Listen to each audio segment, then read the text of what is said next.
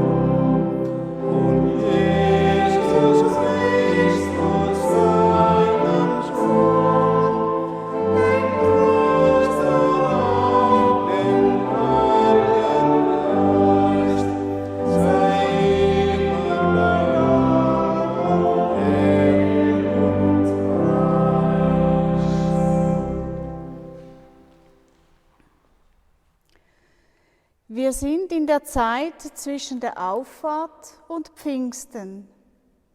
Es ist eine Zeit des Wartens. Das Warten konnten wir ja in den letzten Wochen einüben.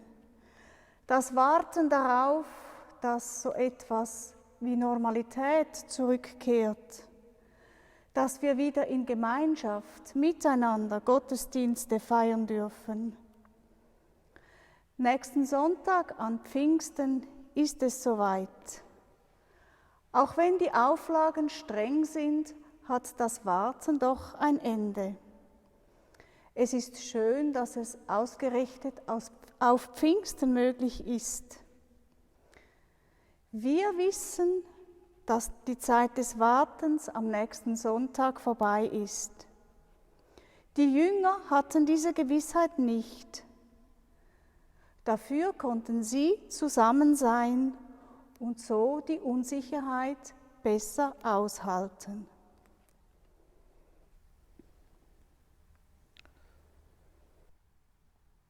Zu Jesus Christus in der Herrlichkeit des Himmels und zugleich in unserer Mitte rufen wir. Herr Jesus Christus, du hast Himmel und Erde verbunden. Herr, erbarme dich unser. Du lässt uns nicht allein auf dieser Welt. Christus, erbarme dich unser. In Verbindung mit dir können wir mehr Gutes vollbringen.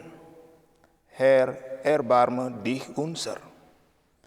Ja, guter Gott, erbarme dich unser. Nimm alles von uns, was uns daran hindert, dir und deinem Wort zu vertrauen, damit wir nun mit freiem und frohem Herzen diese Feier begehen können. Amen.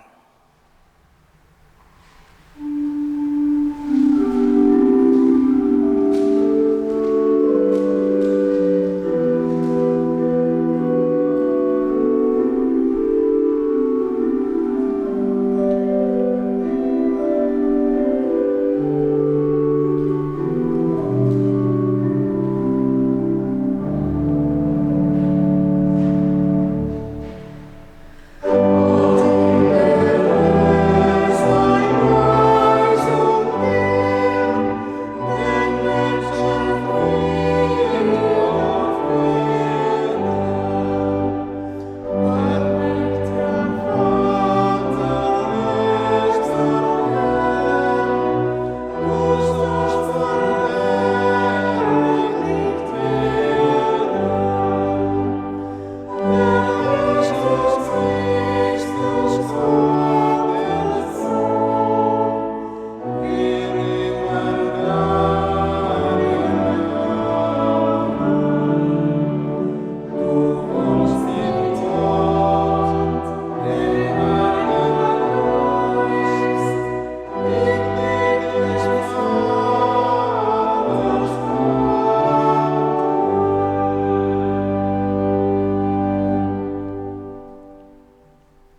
Gott, du Freund des Lebens, oft vergessen wir, dass wir bewohnt sind von deinem Heiligen Geist, dass du in uns betest, dass du in uns liebst.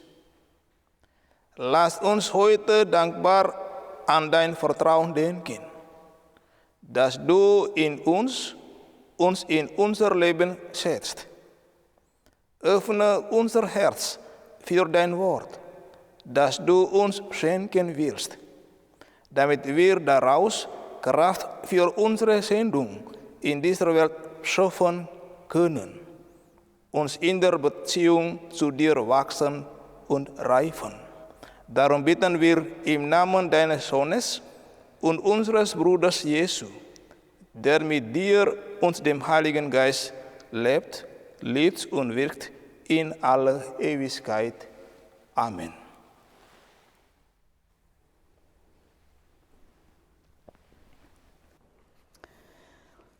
Lesung aus der Apostelgeschichte.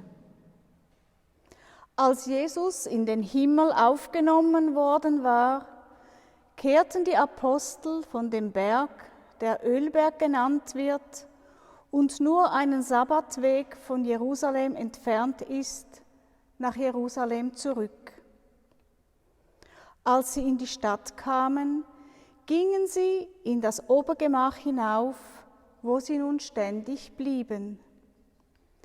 Petrus und Johannes, Jakobus und Andreas, Philippus und Thomas, Bartholomäus und Matthäus, Jakobus, der Sohn des Alphaeus, und Simon, der Zelot, sowie Judas, der Sohn des Jakobus. Sie alle verharrten dort einmütig im Gebet, zusammen mit den Frauen und Maria, der Mutter Jesu, und seinen Brüdern.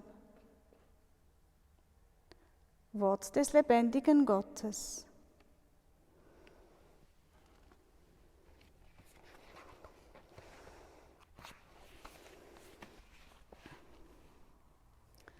Liebe Mitchristen, wir sind in der Zeit zwischen Auffahrt und Pfingsten. Die Jünger mussten sich ganz von Jesu verabschieden und mussten warten, bis sich die Versprechen ihres Meisters erfüllen werden, dass sie die Gabe des Heiligen Geistes empfangen und dass er wiederkommen werde. Um solche Krisen oder umstürzende Erlebnisse zu verarbeiten, braucht es soziale Kontakte, Gottvertrauen und vertraute Personen. Dann kann ein Neuanfang gelingen. So ging es auch den Zurückgelassenen nach der Auffahrt Jesu in den Himmel. Sie waren alle zusammen in Jerusalem. Im Obergemach steht da, wo sie nun blieben. Die Apostel und Maria mit ihren Familien. Das Warten auf Erfüllung füllten sie mit Beten. In einmütigem Gebet wird ausdrücklich erwähnt. Ich glaube, dass dieses Wort ganz bewusst gewählt wurde. Es waren ja viele Personen versammelt. Die Apostel, Maria, die Frauen. Ich kann mir vorstellen, dass es da nicht immer einmütig zu und her ging. Wenn man die Namen der Apostel hört, die da ja einzeln aufgezählt werden, dann ist das gar nicht so selbstverständlich, diese Einmütigkeit. Diese Männer waren ganz unterschiedliche Typen, verschieden in ihrem Temperament und in ihrem Charakter. Wir kennen vor allem Petrus, den Fels, der häufig den Ton angab. Da sind aber auch die Brüder Jakobus und Johannes, die Donnersöhne.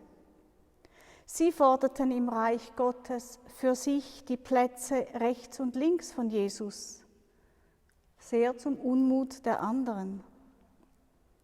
Und dann ist da noch Thomas, der Zweifler. Ihn zu überzeugen war sicher nicht einfach. Wir merken es, die Apostel waren sicher nicht immer einer Meinung. Und dann sind da ja noch die Frauen. Konnten sie sich einigen, wer welche Hausarbeit übernimmt, wer was und wann kocht und so weiter? Neben allen Zwistigkeiten hatten sie aber etwas gemeinsam, etwas, das sie alle verband, das Gebet. Im Gebet vereinigten sie sich und sie haben nicht nur einfach so gebetet, sondern sie verharrten einmütig im Gebet. Verharren, das hat etwas mit Durchhalten, mit Aushalten zu tun. Beharrlich sein. Beten, das ist intensive Kommunikation mit Gott. Die Jünger wussten nicht, wie es weitergehen sollte, aber sie vertrauten Jesu und dem Gebet. Sie hielten an dieser Verbindung zu ihm und dem himmlischen Vater fest. Wenn wir beten, bauen wir eine Verbindung zu Gott auf. Das Gebet kann helfen, beruhigen, aufstellen, uns Kraft verleihen. Im Gespräch mit Gott wird manchmal etwas klarer, einfacher, logischer. Und wenn Beten in Gemeinschaft geschieht, kann es ganz tief miteinander verbinden. In den schwierigen Wochen, in denen wir jetzt waren, haben wir das auch erfahren. Wir können zwar nicht im gewohnten Rahmen miteinander Gottesdienst feiern, aber wir können miteinander in Verbindung bleiben im Gebet. Wenn wir zum Beispiel das Vaterunser beten, sind wir nicht nur mit den Gläubigen unserer Pfarrei verbunden, sondern mit den Christen auf der ganzen Welt. Dieses Gebet wird ja auf der ganzen Welt gebetet. Und wir beten ja auch, Vater unser tägliches Brot, vergib uns unsere Schuld und so weiter. Wenn wir beten, gibt uns das Kraft und neue Perspektiven können sich auftun. Vielleicht kann uns diese Lesung Ermutigung sein, persönliche Brachzeiten oder erzwungene Pausen vom Alltag als Voraussetzung neuer Aufbrüche zu sehen. Auf diese Weise können wir uns auch bereit machen für die Geistkraft von Pfingsten.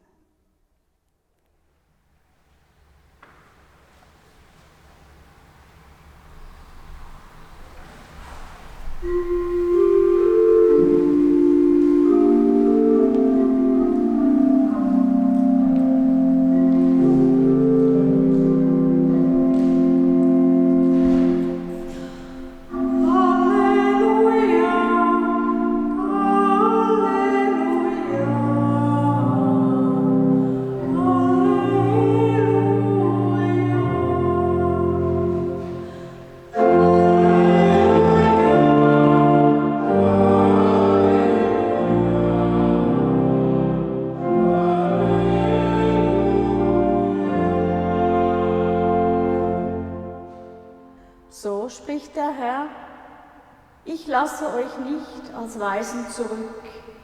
Ich komme zu euch, dann wird euer Herz sich freuen.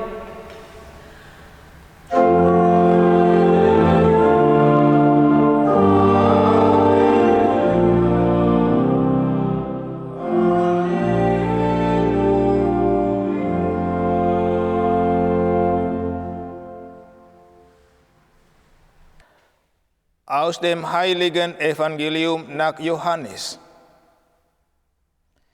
In jener Zeit erhob Jesus seine Augen zum Himmel und sagte: Vater, die Stunde ist gekommen. Verherrliche deinen Sohn, damit der Sohn dich verherrlicht. Denn du hast ihm Macht über alle Menschen gegeben, damit er allen, die du ihm gegeben hast, ewiges Leben schenkt. Das aber ist das ewige Leben, dass sie dich, den einzigen wahren Gott, erkennen und den du gesandt hast, Jesus Christus. Ich habe dich auf die Erde verherrlicht und das Werk zu Ende geführt, das du mir aufgetragen hast. Jetzt verherrliche du mich, Vater, bei dir mit der Herrlichkeit, die ich bei dir hatte, bevor der Welt war. Ich habe deinen Namen den Menschen offenbart, die du mir aus der Welt gegeben hast. Sie gehörten dir, und du hast sie mir gegeben, und sie haben dein Wort bewahrt. Sie haben jetzt erkannt, dass alles, was du mir gegeben hast, von dir ist. Denn die Worte, die du mir gabst, habe ich ihnen gegeben, und sie haben sie angenommen. Sie haben wahrhaftig erkannt, dass ich von dir ausgegangen bin, und sie sind zu den Glauben gekommen, dass du mich gesandt hast. Für sie bitte ich, nicht für die Welt bitte ich, sondern für alle, die du mir gegeben hast, denn sie gehören dir.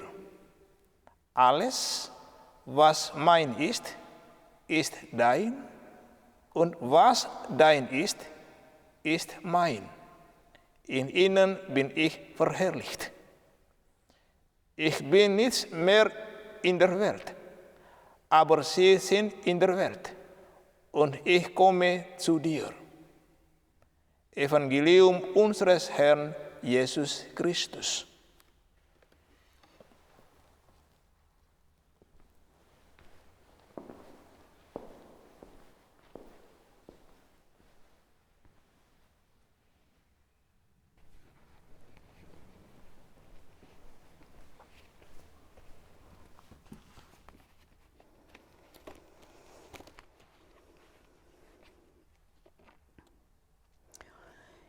Ich glaube, dass Gott die Welt in seinen Händen hält und mich nicht fallen lässt. Dass er mich geschaffen hat mit Haut und Haaren, meiner Sehnsucht, meinen Tränen, meinem Glück und meiner Liebe. Ich glaube, dass Jesus mit seinem Kreuz nicht am Ende ist, sondern uns befreit von Angst und Schuld bis zum heutigen Tag. Dass er mit seinem Leben ein Beispiel ist für Güte und Verständnis und uns liebt immer und überall. Ich glaube, dass Gott aus gleichgültigen Menschen lebendige Mitarbeiter macht, dass er mit uns gegen die Ungerechtigkeit aufsteht und gegen das Leid der Welt sein Friedensprogramm setzt.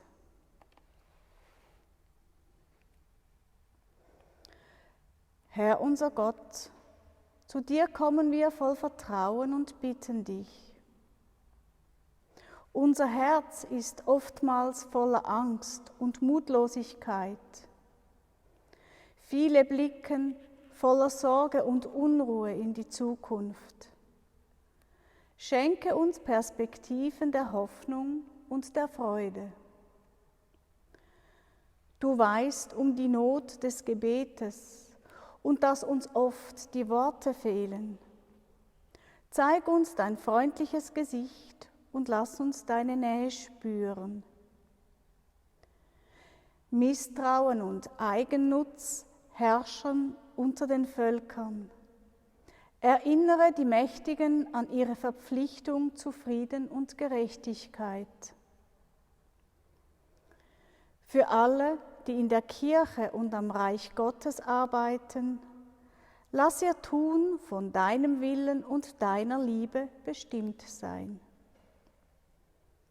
Ein neuer Tag ist uns heute geschenkt. Lass uns dich wiederfinden in den Menschen, die uns heute begegnen. Darum bitten wir dich durch Jesus Christus, unseren Bruder und Herrn. Amen.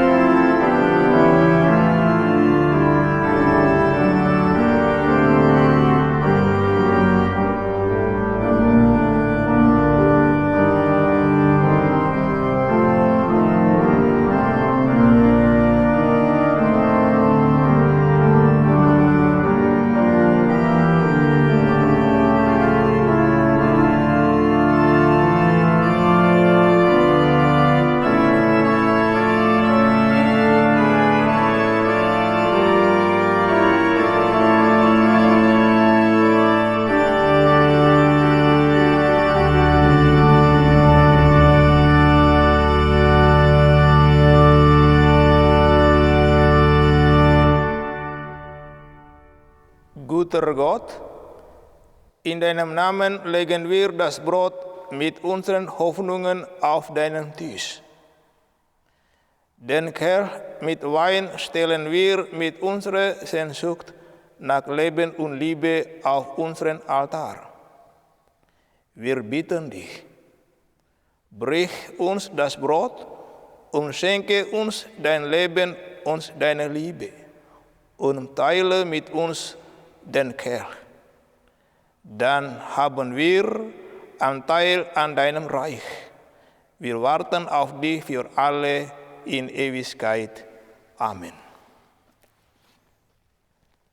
In Wahrheit ist es würdig und recht, dir, Herr, heiliger Vater, allmächtiger, ewiger Gott, immer und überall zu danken durch unseren Herrn Jesus Christus. Denn nach seiner Auferstehung ist er den Jüngern leibhaft erschienen.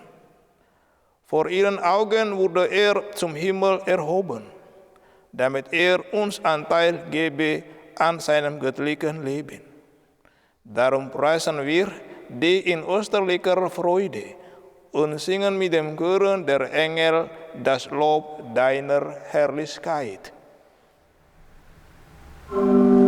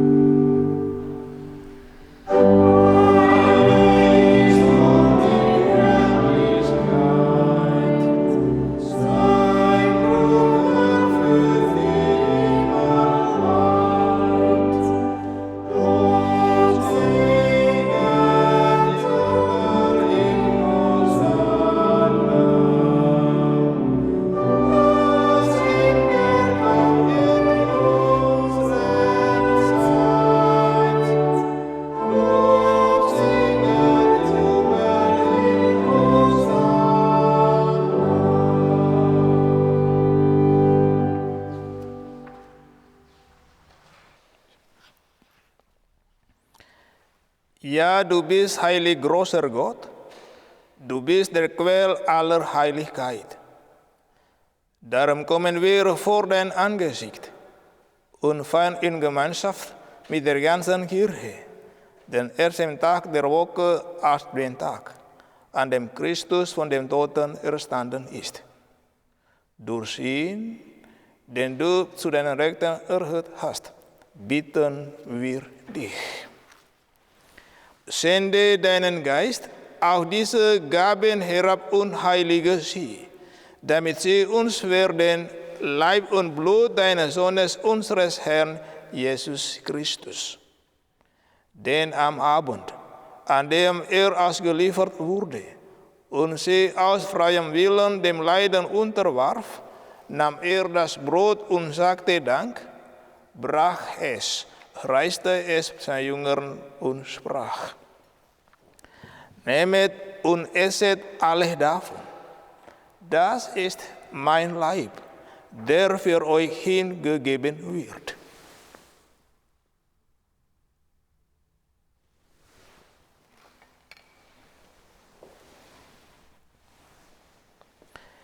Ebenso nahm nach dem Mahl den Kelch, dankte wiederum, reichte ihm seinen Jüngern und sprach: Nehmet und trinket alle daraus, das ist der Kelch des neuen und ewigen Bundes, mein Blut, das für euch und für alle vergossen wird zur Vergebung der Sünden.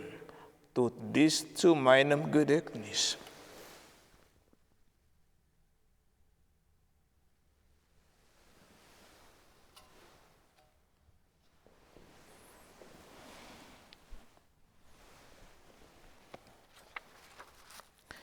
Darum, gütiger Vater, feiern wir das Gedächtnis des Todes und der Auferstehung deines Sohnes. Uns bringen dir so das Brot des Lebens und den Kelch des Heiles dar. Wir danken dir, dass du uns berufen hast, vor dir zu stehen und dir zu dienen. Wir bitten dich, schenke uns Anteil an Christi Leib und Blut und lass uns eins werden durch den Heiligen Geist.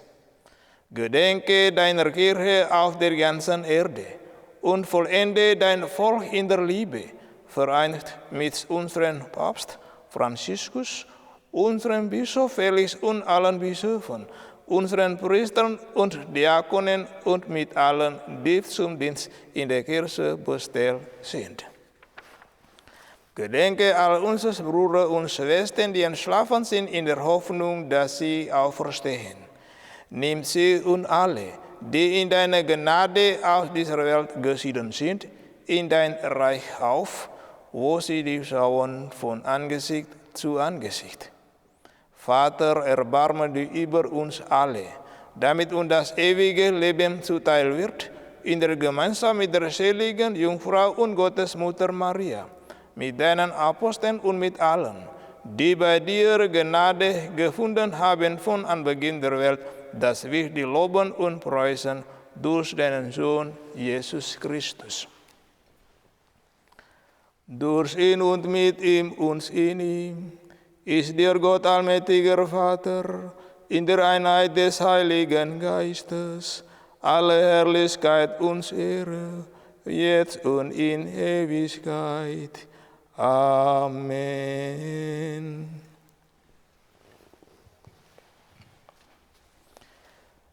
Vater unser im Himmel, geheiligt werde dein Name, dein Reich komme, dein Wille geschehe, wie im Himmel, so auf Erden.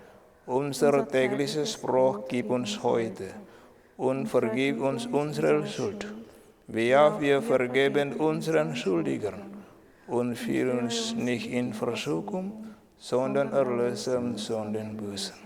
Denn dein ist das Reich und die Kraft und die Herrlichkeit in Ewigkeit.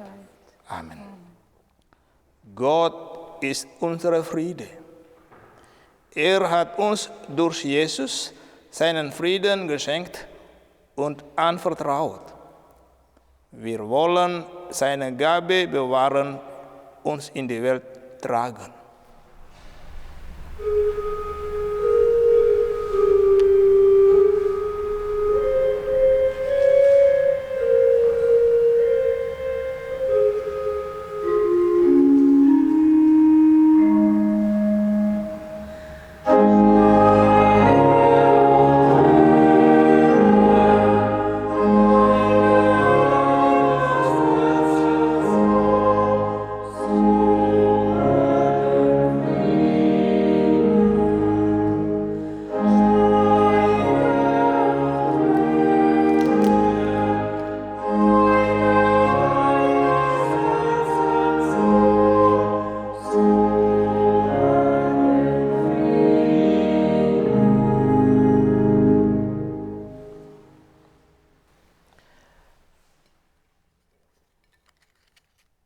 Das ist das ewige Leben, dich, den einzigen wahren Gott, zu erkennen und Jesus Christus, den du gesandt hast.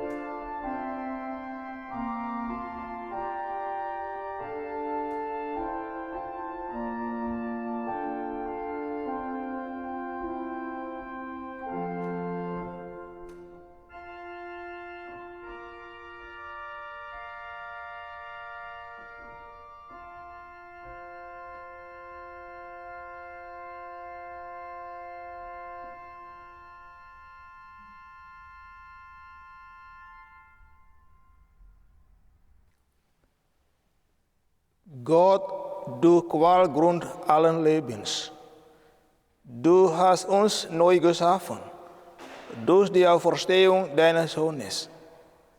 Wende dich uns voll Güte zu und bleibe alle Zeit bei uns mit deiner Huld, damit wir weiter am Aufbau deines Reiches in der Welt arbeiten. Darum bitten wir durch Christus, unseren Herrn.